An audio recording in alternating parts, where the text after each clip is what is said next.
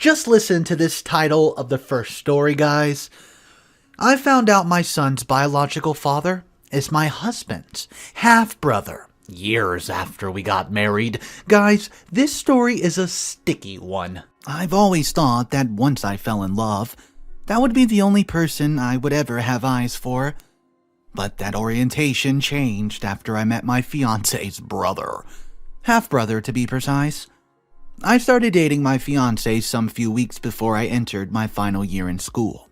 There was just this sort of chemistry that made us bond almost immediately. He was the love of my life. I've never dated anyone before him, and it made me happy. My years of reading romance novels paid off after all. Miles was here to stay, to fulfill all my love fantasies. At least that's what I thought. After college, we decided to take the relationship to the next stage. He introduced me to his family, and I did the same with mine too. Both families were glad to have both of us dating each other. Within 3 years of the relationship, it was so obvious that we would be getting married. Miles already had a stable job, and my job as a book editor was also quite fulfilling. My little world came crashing down when my fiancé's half-brother came back from Africa. He'd been in Ethiopia for some years for a project. He came back home, and the first time we met, I wasn't even feeling myself. It wasn't just the fact that he was good-looking, but then there was this aura and charisma around him that even Miles didn't seem to have. My fiancé's half-brother Jesse just seemed more alive than Miles ever did. I'd seen this picture before. Miles had told me so much about him, but I didn't really realize he could have so much impact on me in person. One way or the other, I got really close to Jesse. It all happened so fast. My fiancé's family decided to go on some sort of family trip. Miles felt it was best to take me with him. Jesse would be having his girlfriend over too, so it all felt like fun. We went to this community in Mexico with lots of ranches and horses running about. In fact, the trip was sponsored by Jesse. He was the adventurous type. I'd never ridden a horse before, and I felt a bit scared and excited about riding one. 2 days after we got to Mexico, we went to one of these ranches, and Jesse was an expert with horses, so he made sure everyone was well placed on one. It was my turn to get on a horse. The moment I got on the horse, I realized this was a big mistake. I had no control over the reins, so it kept running and heading for the woods. My brother-in-law got on another horse and ran after me, but couldn't catch up. Fortunately, there was this river ahead, and the horse threw me into the water by bucking me off. My clothes were drenched, and being very light, the curves of every part of my body became really obvious. My brother-in-law, Jesse, dragged me out of the water. There was this moment of silence between us. We were all alone, and I must have been such a sight to him. The next thing I knew, our lips merged. We kissed for a while, and only stopped when we heard some noise in the bushes. It was awkward, and I felt guilty immediately. Miles met us at the spot, but he didn't suspect anything.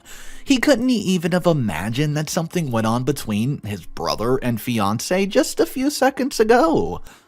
We went back to the clearing like nothing happened, and the next few days was spent in awkwardness. However, we had another moment a few days later that was in the kitchen. It was quite risky. Anyone could have caught us, but thankfully no one did. I should have broken up with Miles by then, but I was scared. I didn't want to cause any family drama. We went back to our separate homes after the trip, but just when I thought that was the end of the brief romantic escapade, Jesse found a way to reach out to me. He was irresistible. I wanted more of him, so we started our secret affair. Jesse begged me severely to break up with Miles so we could be together. There's no shame in this, Jesse would tell me one evening. However, I didn't know how to look at Miles in the face and tell him I was in love with his half-brother. I did promise Jesse to break things off with Miles, but it was already becoming somewhat late. Miles had already begun wedding arrangements, and it all seemed so heartless to suddenly break off the wedding plans just to run out with his brother. That's what was happened at the end, though. I was waiting for the right time to tell Miles that I was no longer interested in the relationship with him, but somehow the right time did not come until our wedding day. I could remember that day all too clearly. We wanted an outside view, so we did not make use of church premises or the hall. The outdoor venue was decorated in a 17th century way. I give that credit to my fiance's family. They're known for their aesthetics and luxury. We were saying our vows, and when it was time for me to say I do, I froze. The words just could not release from my mouth. My eyes searched the crowd for Jesse until they locked with his eyes. It was quite obvious, no explanations necessary. Jesse did not even bother to hide it anymore. The hurt in Miles' face was oh so clear. Miles went straight for Jesse, punching him in the face. Within minutes, their suits were covered in grass and dirt and wine and wedding cake. The only thing that ended well that day was the fact that everyone already knew Jesse and I were in love. My parents would not even acknowledge me for a while, and that was understandable. I betrayed him, but was also just in love with Jesse. We did get married after that, me and Jesse. We got married within a few months after the whole drama, but just the two of us alone. No family, no friends, no one. It was a small private court wedding, and the next few years went by, and things seemed to fall back into place. My parents overlooked the issue, so did Jesse and Miles' parents, but one thing never came back to normal, and that was the relationship between both brothers. They never reconciled, and that was understandable. I also avoided Jesse and Miles' family like a plague. In fact, Miles made everything easier by moving to another country. He hardly ever came home. I did feel haunted as the years passed, and things were not really the same with me anymore. I did love Jesse more than I ever loved anyone, but the guilt just wasn't washing off from my mind. If only I had listened to Jesse and broke up with Miles long before the wedding, things probably wouldn't have ended this way. The brothers might still have been cool with each other after a little time. However, I was selfish. The whole wedding effort's wasted, and Jesse did try to make me get over it. He told me several times not to put the whole blame on myself. According to him, it was also his fault because he could have said something at any time, but he simply chose not to. It was both our faults, to be honest, and that wasn't the only thing that haunted me. The years passed, and I realized that our first child, son, had this sort of striking resemblance to Miles. One could have easily said that since Jesse and Miles were brother, then it's okay one son resembles the uncle. However, there was this unresistible feeling that Miles could be my son's bio father. When my son was 9 years old, I decided to go ahead. DNA test. I was afraid of alarming my husband, so I didn't tell him about it. However, I reached out to my ex Miles. I told him about what I suspected. Surprisingly, he wasn't really mad at me anymore.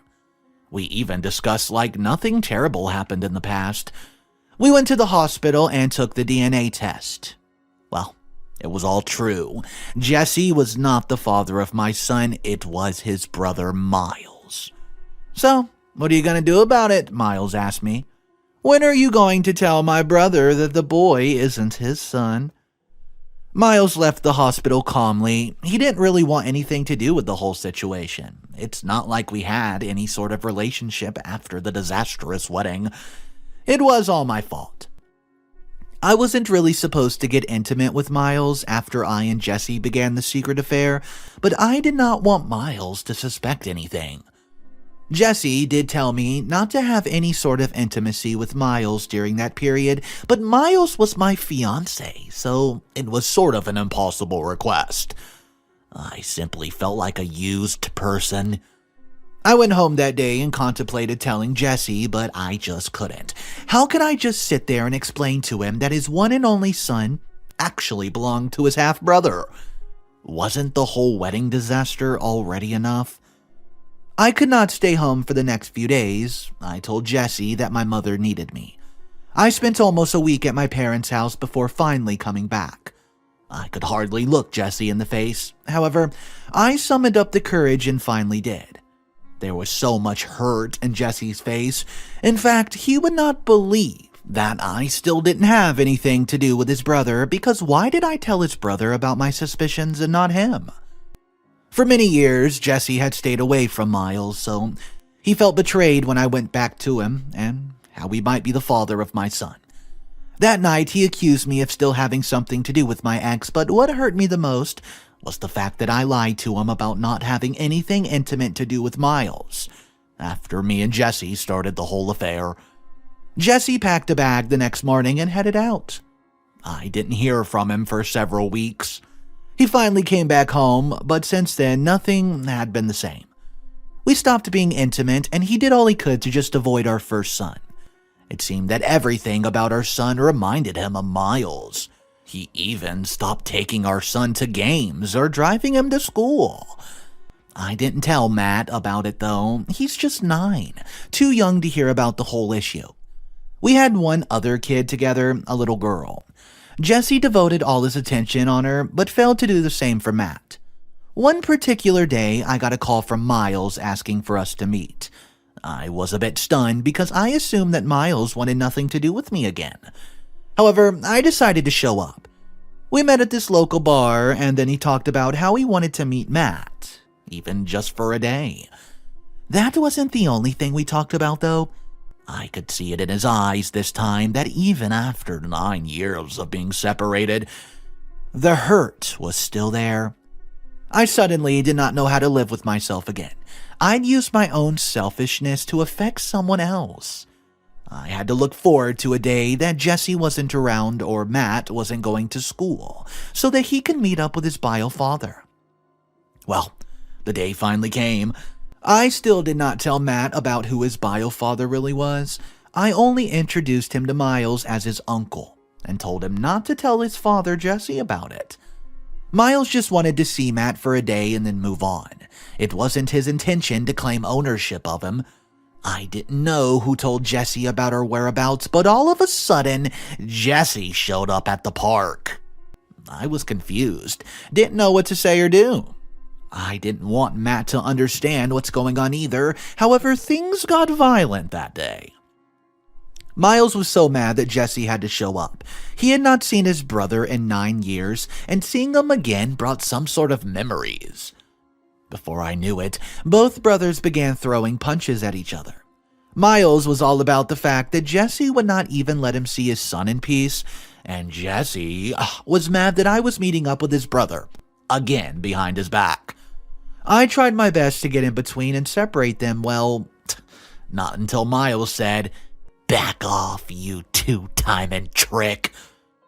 I sat on one of those chairs and sobbed.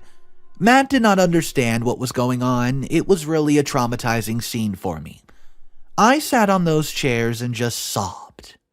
I was in a secret relationship with him, and not the other way around. He literally snatched me from his brother. If anyone wants to be mad, it should be Miles and not Jesse. I went home that day, but Jesse did not come home that night. He waltzed in drunk the next night. Matt ran towards him, asking if everything was all right, but Jesse yelled at him. "Don't talk to me. Go talk to your father." That's what he said. Well, that caught me off guard because I've not informed Matt about this. Jesse and I got into a big fight, and he started yelling at me, demanding why I had not told Matt about who his real father was. That night was basically the worst night of my life. Matt heard everything, so he needed an explanation. He was pretty smart for a 9-year-old, so I had to explain to him that Jesse was not his biological father, and the man who played with him in the park, that's his dad. There was no point of hiding this anymore. Jesse had already made it known in front of Matt. I just had to explain to him properly. It was at that point I knew my marriage was completely over. Nothing could be done to salvage it any longer. We both agreed to file a divorce a few days later. It seemed like the best thing to do, and I decided to have custody of the children, and I didn't even want anything to do with child support. My job as an editor was thriving, so I could very much take care of myself and the 2 children. I just wanted out of the marriage, and hopefully to start a new life. Although my past could not be escaped, I already had 2 children for 2 different fathers who were brothers. I didn't think everything through until years later. My kids would come to realize that their mother is promiscuous sooner or later. There were days I contemplated hurting myself, but I just couldn't do it. I would not leave my children with this traumatizing childhood. Who would take care of my children if I wasn't here? I moved out of my husband's town, in fact to another country entirely. Thankfully, my company is flexible, so there's branches everywhere in the world, and most of the time my work's remote. Even after several years of divorcing my husband, the wound still seems to fresh in my mind. My husband's parents did reach out some few years later. Somehow, they didn't show any anger or hatred towards me. Jesse and I became friends over the years, although we did not meet eye to eye. He did apologize to me for the way things turned out. He regretted kissing me on that day. Miles would have not been betrayed if it did not happen. I wish that time could be reversed, but I just had to live with my realities and make the best out of it. What actually gave me peace was the fact that Miles and Jesse seemed to settle their differences not quite long after. Although they could never return as before, but they have decided to be at peace with whatever happened. Miles also got married to a waitress in his town. That brought me so much joy. Although Jesse and I never got back together, but recently, our friendship has been strengthening. There's no promise of coming back together again, but I could sense us falling in love again and putting our past behind us. There's no point of drowning in the past. It would only do more damage. Okay guys, so let me know what you thought about this story, from the secret relationship to the DNA test to everything that went down. Drop your thoughts and opinions about it, or if you've ever known someone, or maybe you have been in a similar situation, drop your story down below. Thank you so much for tuning into this story, guys. Don't forget to subscribe because there's some very special stories coming up this week, and I can't wait. Guys, have an amazing day, and remember, it's cool to be kind. See you later.